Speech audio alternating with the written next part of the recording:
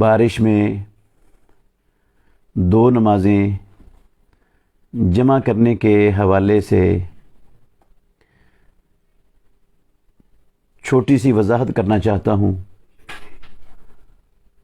رسول مکرم صلی اللہ علیہ وسلم کی اور خلفائے راشدین کی جو بارش کی صورت میں نمازوں کے حوالے سے کیفیت ہے وہ یہ ہوتی تھی کہ مؤذن اذان میں الا صلوا فی الرحال کہہ دیتا تھا تو دو نمازیں جمع کرنے کی بجائے لوگ بارش کیچڑ اور سخت سردی کی صورت میں اپنے گھروں میں نماز پڑھ لیتے تھے۔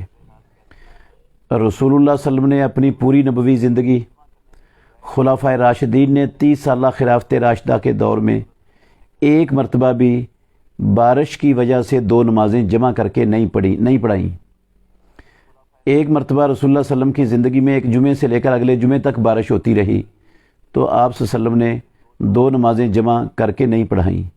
یہ دو نمازیں جمع کر کے پڑھانے کا سلسلہ تابعین خلفاء کے دور میں شروع ہوا سب سے پہلے، اور ان کے مد نظر ایک صحیح حدیث تھی جو عبداللہ بن عباس رضی اللہ عنہما سے مروی ہے کہ رسول اللہ صلی اللہ علیہ وسلم نے مدینہ طیبہ میں بغیر بارش کے اور بغیر خوف کے دو نمازیں جمع کی، ظہر عصر کی اور مغرب عشاء کی۔ صحیح حدیث ہے بالکل۔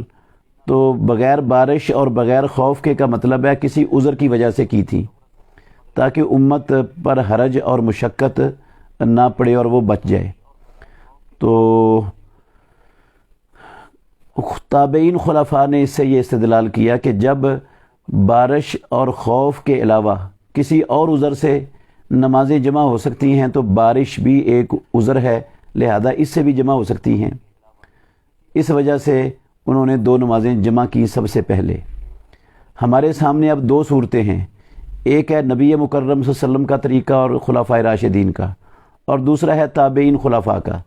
اگرچہ تابعین خلفاء کا طریقہ اس کی گنجائش نکلتی ہے حدیث سے، مگر جب دو طریقے ہوں، ایک رسول اللہ کا اور دوسرا تابعین کا، تو اولا اور افضل طریقہ کون سا ہے مسلمانوں کے لیے؟